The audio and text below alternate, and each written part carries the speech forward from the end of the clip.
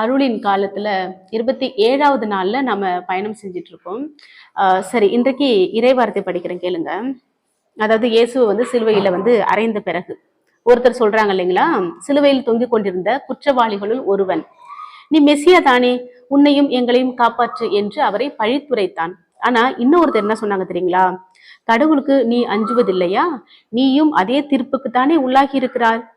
நாம் தண்டிக்கப்படுவது முறை. ஏன் அப்படின்னா, நாம் செயலுக்கேற்ற தண்டனையை நாம் பெறுகிறோம். ஆனால் இவர் ஒரு குற்றமும் செய்யாதவர். இன்றைக்கு இந்த 2 கல்வர்கள் பற்றி படித்ததும் எனக்கு வந்து என்னோட அப்பா ஞாபகம் வந்துச்சு. ஏன் அப்படின்னா, நம்பிக்கை நம்பிக்கை வைக்கின்ற மனிதர்கள், அதாவது மற்றவங்களை வந்து நம்மளை பற்றி என்ன பேசுவாங்க அப்படின்றது நம்ம சில நேரத்துல நம்ம கேர் பண்ண தேவையில்லை. ஏன் அப்படின்னா, நம்மள மேல நம்பிக்கை வைக்கிற ஒரு சில மனிதர்களோட அந்த ஒரு வார்த்தைகள், அவங்க செய்த செயல்கள் வந்து நமக்கு வந்து ஒரு பூஸ்டிங்கா இருக்கும். சரிங்களா?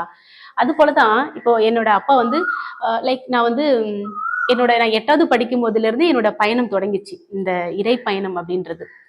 மறைக்கல்வி, மரியாயின் சேனை, அன்பியம், வெளி ஊர்களுக்கு, அதாவது என்னோட பங்குல உள்ள மற்ற கிளை பங்குகளுக்கு போயிட்டு ஃபாதர் சிஸ்டர்ஸுங்க கூட போவேன். திருப்பலி முடிந்த பிறகு மாதா பற்றி சொல்றது, அங்க வந்து நாங்க வந்து மரியாயின் சேனையை வந்து தொடங்குறது. அப்போ வந்து நான் மரியாயின் சேனையின் இளையோர் மரியாயின் சேனைக்கு தலைவியா இருந்தேன். ஸோ அங்க போயிட்டு மாதாவை பற்றி சொல்றது, கூட்டத்துல பேசுறது, இதெல்லாம் முடிச்சுட்டு வீட்டுக்கு வர்றதுக்கு எப்பவுமே மோஸ்ட்லி வந்து லேட் ஆகும். அப்போ ஒரு நாள் நாங்கள் வந்துகிட்டு இருக்கோம். அன்றைக்கு எனக்கு ஞாபகம் இருக்குது, 11 மணிக்கு மேலே ஆயிட்டு. நாங்கள் வந்து சாவடிக்குப்பம் அப்படின்னு ஒரு ஊருக்கு போயிட்டு வந்துட்டு இருக்கோம். அப்போ என்னோட ஃப்ரெண்ட்ஸுங்க எல்லாம் அங்கங்க சைக்கிள்ல தான் போனோம். எல்லாருமே அங்கங்க இறங்கிக்கிட்டாங்க. என்னோட வீடு வந்து என்னோட ஊர்லயே லாஸ்ட் தெருவுல ஃபர்ஸ்ட் வீடு. ஸோ நாங்கள் வந்துட்டு இருக்கோம். என்னோட ஃப்ரெண்டு தான் வந்து என்னை கூட்டிட்டு வராப்ல. அப்போ வந்து நான் சொல்றேன், நீ என்னை இங்கேயே விட்டுட்டு போயிடு, நான் வீட்டுக்கு போறேன் அப்படின்ட்டு. அப்போ என் ஃப்ரெண்டு சொல்றாப்ல, ஏன் பயமா இருக்கா அப்படின்ட்டு. நான் சொன்னேன், ஆமா ஏதாவது சொல்லுவாங்களோ அம்மாவும் அப்பாவும் அப்படின்னு.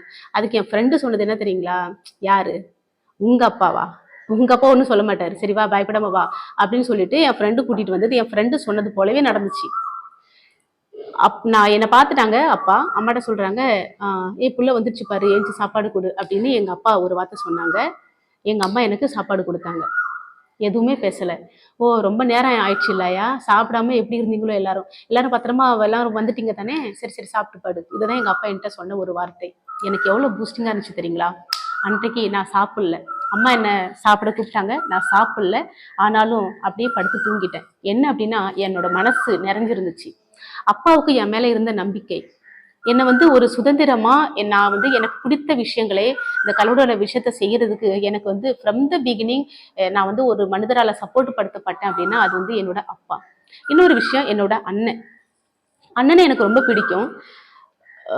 எங்கேயாவது போகணும், ஏதாவது செய்யணும் அப்படின்னா ஃபர்ஸ்ட் நான் பர்மிஷனுக்காக வந்து அண்ணன்கிட்ட தான் நான் வந்து காத்துட்டு இருப்பேன்.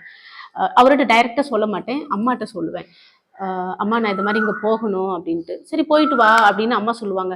அம்மா அண்ணன் என்ன சொல்லுவாங்களோ, அண்ணன்ட்டு ஒரு வார்த்தை கேட்டுங்க அப்படின்னு நான் சொல்லுவேன். அவன் ஒன்றும் சொல்ல மாட்டான், நீ போயிட்டு வான்னு எங்கள் அம்மா சொல்லுவாங்க. ஆனாலும் அந்த விஷயம் என்னோட அண்ணனுக்கு காதுக்கு போயிட்டு, சரி அங்கே போகிறதுல என்ன தப்பு இருக்கு, போயிட்டு வா அப்படின்னு எங்கள் அண்ணன் வந்து எங்கள் அம்மா கிட்டேயோ இல்லை என்னகிட்டேயோ சொல்கிற வரைக்கும் அந்த செயலை நான் செய்ய மாட்டேன்.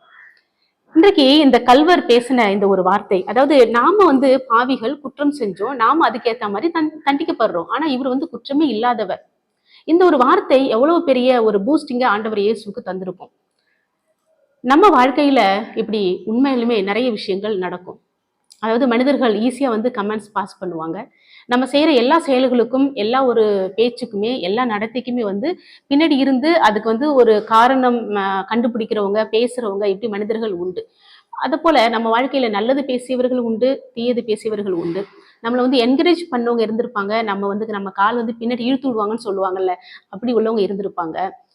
நம்மளை பாராட்டினவங்க இருந்திருப்பாங்க. நம்ம நல்லாவே செஞ்சிருந்தா கூட நல்லா இல்லை அப்படின்னு சொல்றவங்க இருந்திருப்பாங்க. இப்படி நமக்கு அகெயின்ஸ்டா இருந்தவங்க, நமக்கு நம்மளோட வளர்ச்சிக்கு, நம்மளோட சந்தோஷத்துக்கு வந்து முட்டுக்கட்டையா இருந்தவங்க, அவங்கள பற்றி நம்ம யோசிக்க வேண்டாம். அவங்கள பற்றி யோசிக்க எதுவுமே இல்லை.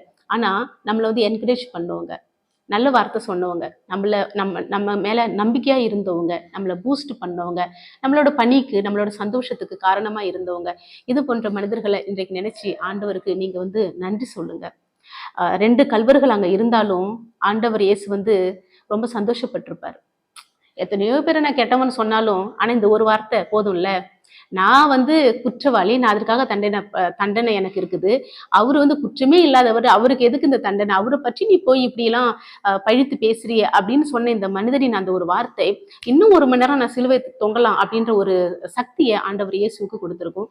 அன்னை மரியாளும் அதை கேட்கும்போது சந்தோஷமா இருந்திருப்பாங்க. நான் ஏற்கனவே சொன்னது போல, இப்படி உங்க வாழ்க்கையில நேர்மறையான விஷயங்கள்ல உங்களோட வாழ்க்கையில வந்து நடந்து கொண்டவர்கள், உங்களுக்கு வந்து ஒரு பூஸ்டிங்கா இருந்தவங்க, இவங்களெல்லாம் நினைச்சு கடவுளுக்கு நன்றி சொல்லுங்க. பயணம் தொடரட்டும்.